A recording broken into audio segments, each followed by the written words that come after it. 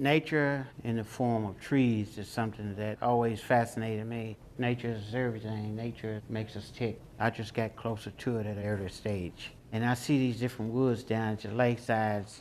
I get most of my driftwood from Lake Barkley, and I always had an ability to look in and pick up wood. This piece, that piece, driftwood in particular. And as I work with the wood, my elements that I would use came into focus. Anything of nature, stones, copper, shells, these are main ingredients in some of my art pieces. My name is Willie Rascoe, and I'm from Hopkinsville, Kentucky.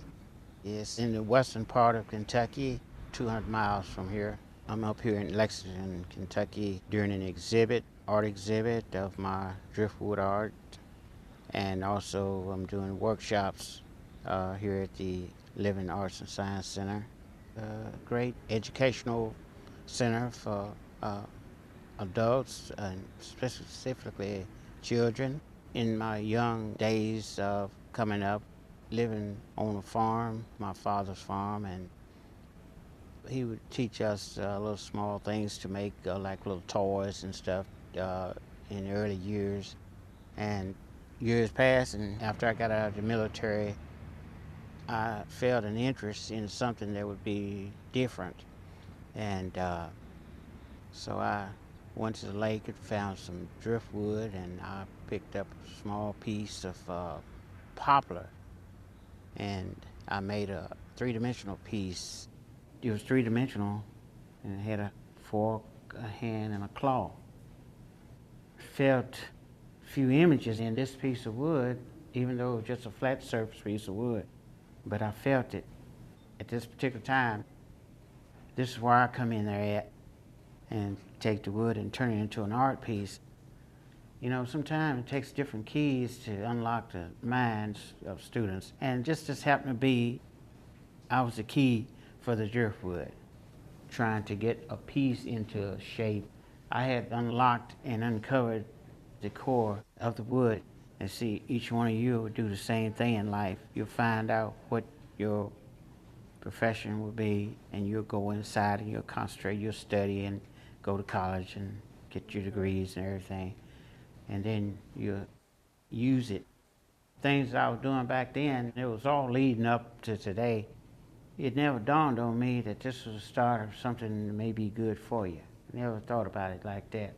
I just knew that I finished the piece and it kind of looked decent to me. So I said, maybe I'll go a little further. I've always had to have my mind at ease, and working on these pieces I kind of just developed from doing. It just started to flow into time to enjoy my piece. It's not only just looking at the piece, it's going inside the piece and see what comes out. It's all with the mind. This is just my philosophy, but it's the way I have to work. I don't want to rush my pieces. You have to be really patient working with driftwood, and that's why every piece has to have its own space, own time, on everything. And just my philosophy. Everything that I do is spiritually motivated, and there's no shortcuts. We all came from the earth, and we'll go back to the earth, so I got a close relationship with what I work with. We have an understanding. I've used the wood burner for patterns, more or less, and also to outline some of my pieces.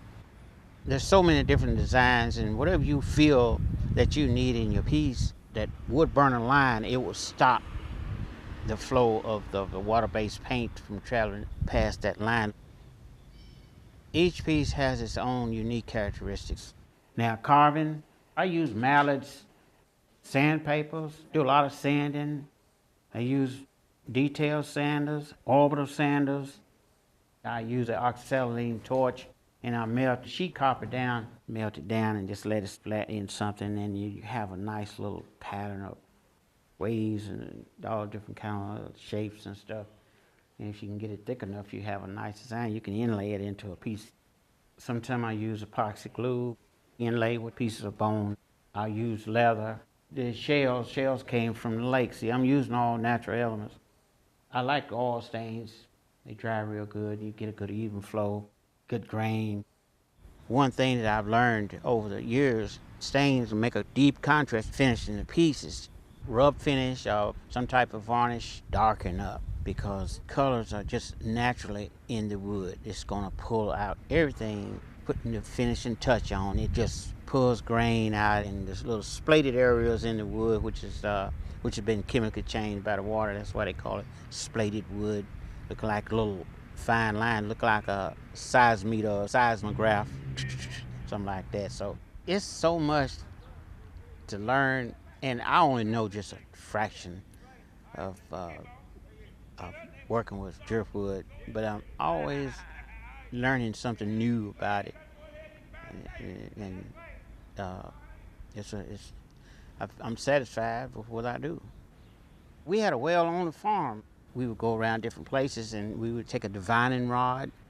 We would use a small tree limb for hold it as tight as you can in the palm of your hands.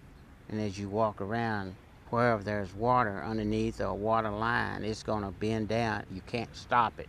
This is one of the acts of nature. Communication between earth and man.